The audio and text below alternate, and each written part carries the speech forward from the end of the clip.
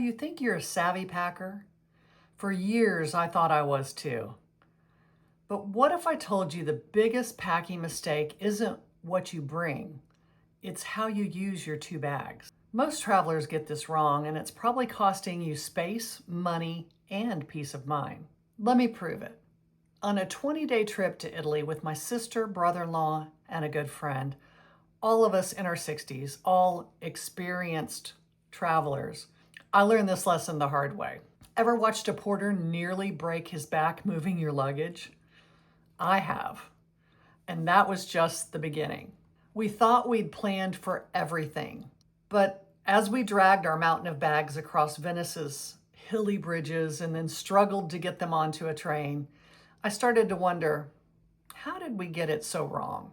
But the real wake-up call came in Florence. We arrived at our apartment, 3rd floor, no elevator, just a narrow, winding staircase. Have you ever stared at a staircase and thought, there's no way I'm getting all of this up there? That was us. And that was the moment everything changed. Maybe you've been there too. Maybe you're treating your personal item like an overflow bin and just stuffing whatever doesn't fit in it.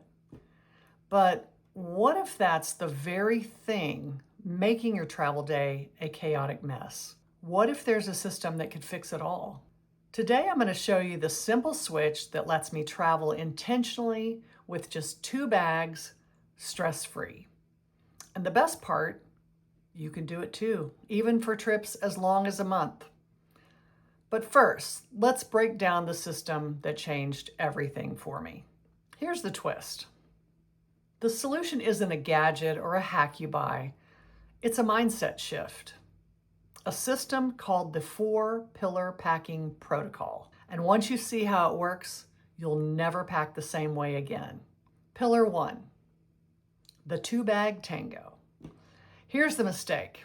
Most people use their personal item as an overflow, but what if you flipped it and made your personal bag your in-flight and essentials kit?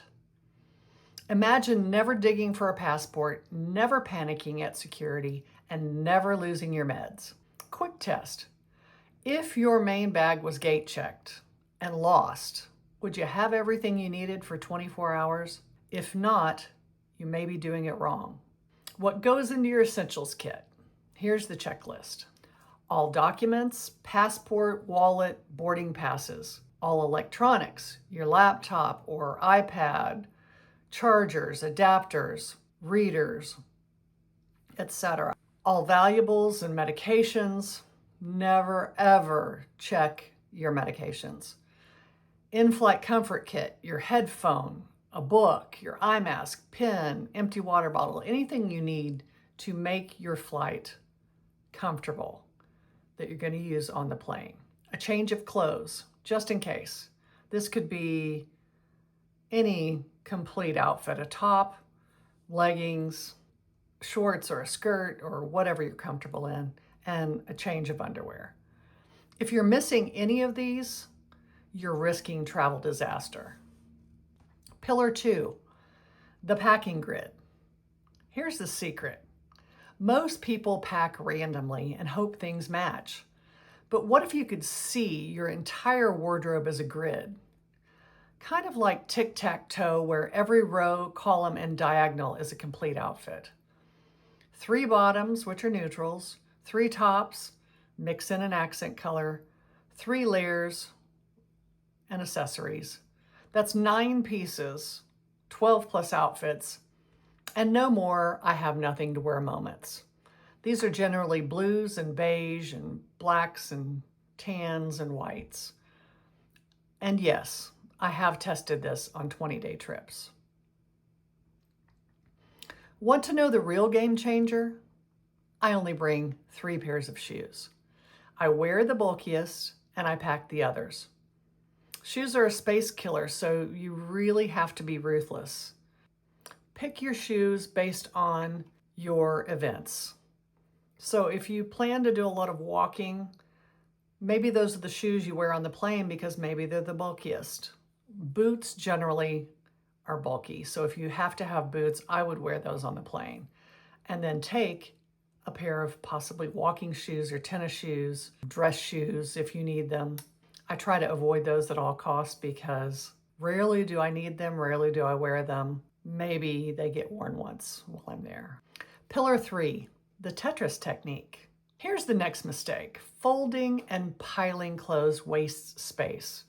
But what if you could fit 30% more in your bag just by rolling and using compression cubes? I've tested dozens. Some work, some don't. I'll show you my favorites. So roll, don't fold, with the exception of super bulky items. Things like hoodies, jackets. Sometimes rolling them makes them bulkier, so it's better to fold, put them in a compression cube, and then roll things around those as needed to maximize the space in that cube. Use packing cubes by category. I went to 2 different climates, so I used one large packing cube for one part of the trip that was the colder part, and the other for the warmer part. The category is really at your discretion. Shoes equal sock storage. Suitcase grooves are great places for belts and scarves. If you're not doing this, you're likely carrying more bag than you really need. Pillar number 4, the liquid loophole. Here's the TSA hack. The 3-1-1 rule feels limiting. But what if you could ditch the liquids and never worry about leaks or limits again? We're in the golden age of solid toiletries, so I like to use solids in shampoos and conditioner bars, toothpaste tablets. I haven't tried the solid perfumes, but I've heard that they are comparable and super easy for travel. I also use the little perfume atomizers, and I'll link those below as well, but you do have to put those in your liquids bag.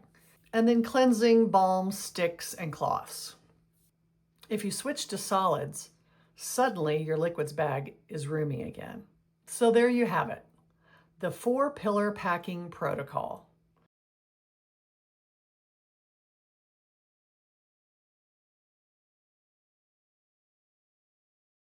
I went from that Florence staircase struggle to gliding through airports with confidence, and now you can too. Here's the real freedom. Carry-on isn't about sacrifice. It's about walking off the plane and straight into your adventure. No more porters, no more stress, no more never again moments. If this helped you avoid your own Florence staircase moment, then please give this video a thumbs up. It really helps other travelers find these tips. Remember, pack light, travel luxe, no apologies. And now that you've mastered how to pack, you'll want the right gear.